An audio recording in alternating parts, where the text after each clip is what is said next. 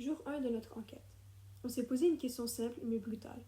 Comment l'évolution de l'inégalité des personnes LGBTQ+, se perçoit à travers les années au Québec? L'enjeu n'est pas de savoir si les individus LGBTQ+, ont des droits sur papier, mais pourquoi dans l'espace public et privé, la perception de la population est en décalage avec la réalité vécue. Pour guider notre recherche, nous avons émis deux hypothèses principales. Première hypothèse. Selon nous, nos recherches vont nous apprendre que l'inégalité pour les minorités sexuelles a diminué depuis les années 60. Nous supposons qu'il y a des inégalités, mais que les conditions s'améliorent. Deuxième hypothèse. Nous pensons que nos recherches vont nous apprendre que les Québécois auront la perception qu'être une personne LGBTQ+ est acceptable, mais toutefois, il restera quelques inégalités. Et l'histoire nous prouve que rien n'est acquis. Regardons le mouvement social Fierté du Québec. Son but est de renforcer la fierté et la solidarité entre les communautés de la diversité sexuelle et de genre, sensibiliser la population aux enjeux des LGBTQ+, et apporter de la visibilité à cette communauté.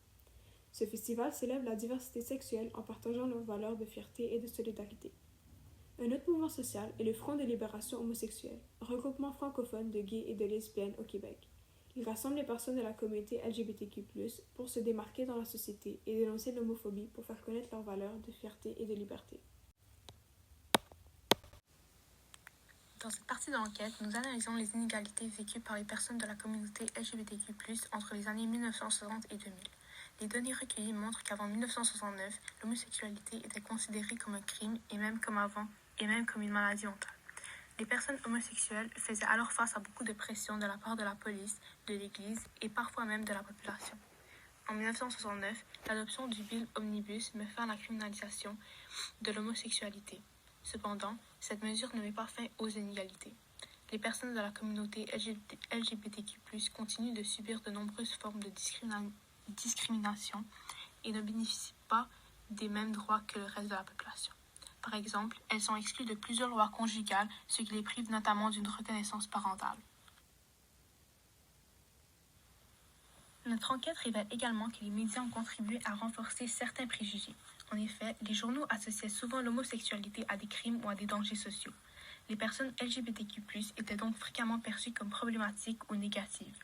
Cette image entraînait la méfiance d'une partie de la population et favorisait leur rejet, ce qui constitue une importante forme de discrimination. De plus, les membres de cette communauté avaient très peu de visibilité dans la société.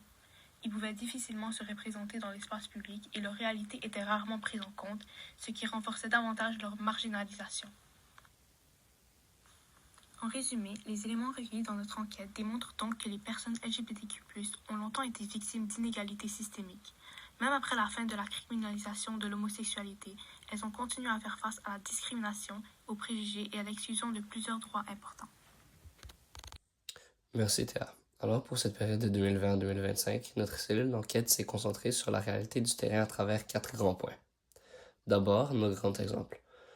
Aujourd'hui, le grand exemple flagrant, c'est que l'inégalité est devenue plus discrète, mais elle est toujours bien visible dans la rue et dans les institutions. Par exemple, on se rend compte que les policiers interviennent beaucoup plus lorsqu'il s'agit de personnes de la communauté LGBTQ+. C'est une preuve concrète que sur le terrain, ces personnes font face à une surveillance ou à un traitement différent au lieu d'être traitées comme n'importe quel autre citoyen. Cela nous amène directement à l'implication du gouvernement. Le constat est clair, la loi ne traite toujours pas ces personnes de façon totalement égale. Même si des textes existent sur papier, l'action du gouvernement manque de force pour faire respecter une vraie justice au quotidien et protéger tout le monde de la même manière. Ensuite, qu'en est-il de la perception de la population? C'est là que l'enquête devient surprenante. D'un côté, beaucoup de Québécois pensent que tout va bien à cause de certains biais. Mais de l'autre côté, la réalité est plus sombre. Plusieurs personnes considèrent encore les membres de la communauté LGBTQ+, comme des dangers sociaux ou des mauvaises influences. Il y a donc un énorme décalage entre ce qu'on croit et la dure réalité. Pour finir, voici nos constats généraux. L'inégalité ne s'est pas éteinte du tout. Elle a simplement changé de visage.